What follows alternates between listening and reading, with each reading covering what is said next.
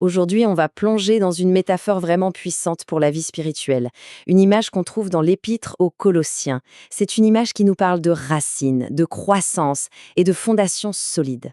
Tout part de là, marcher en lui. Cette instruction de l'apôtre Paul, c'est vraiment le point de départ de toute notre réflexion.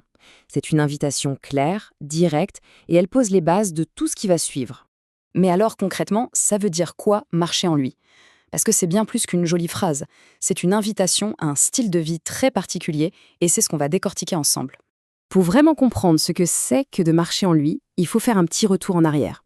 Il faut d'abord se poser la question, qu'est-ce que ça signifie recevoir Christ? Et ça, c'est le point de départ essentiel. Le salut, ce n'est pas d'abord l'adhésion à une liste de règles ou à des concepts théologiques. Non, c'est avant tout une rencontre avec une personne. C'est le début d'une relation.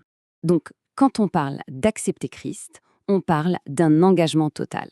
Ça veut dire accueillir ses enseignements pour qu'il nous guide, accepter de mettre de côté sa propre volonté pour suivre la sienne, et puis comprendre que la personne de Christ et la Bible sont indissociables. Alors, pour nous aider à visualiser cette vie en Christ, Paul utilise une image que tout le monde peut comprendre, une métaphore qu'on retrouve d'ailleurs souvent dans la Bible, celle de la plante et de ses racines. Être enraciné, ce n'est donc pas du tout un état passif où l'on attend que les choses se passent. C'est un processus actif, un choix de tous les jours, le choix d'aligner sa vie sur Christ et sur sa parole pour trouver une stabilité réelle. Et là, on voit très bien la progression logique. C'est un cheminement. D'abord, on s'enracine. Cet enracinement, il apporte la stabilité dans la foi.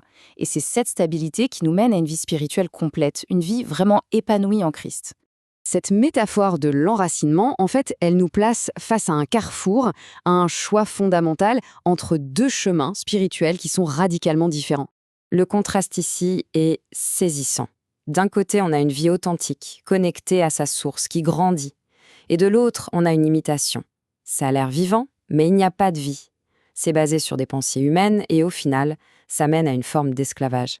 Et évidemment, choisir cette voie artificielle, ce chemin de l'imitation, eh bien ça a des conséquences spirituelles assez graves. C'est un danger qui était tout aussi réel pour l'Église primitive qu'il l'est pour nous aujourd'hui. L'avertissement est très clair. Adopter des enseignements qui ne sont pas enracinés dans la Bible, ce n'est pas juste une petite déviation. C'est en réalité accepter un évangile complètement différent. Et donc, un faux évangile. Ce choix, en fait, il inverse tout. L'ordre des autorités est chamboulé. Et au lieu de trouver la liberté promise en Christ, on se retrouve de nouveau prisonnier, on retourne sous un joug de servitude. Tout ça nous ramène à une question plus personnelle. Comment cette image de l'enracinement peut-elle bien s'appliquer concrètement dans l'expérience de la foi au quotidien? Et voilà, on touche au cœur du sujet. L'idée essentielle à retenir, c'est que cet abandon de soi n'est pas un événement qui arrive une seule fois, et puis c'est réglé. Non, c'est une décision de chaque instant. C'est une réalité quotidienne de la marche avec Christ. On termine donc avec cette question, une question qui reste finalement au centre de la vie chrétienne. Pourquoi ce processus d'abandon doit-il être constant? Peut-être que c'est là le signe d'une vie qui est vraiment enracinée, une vie qui, justement parce qu'elle est vivante, n'a jamais fini de grandir en Christ.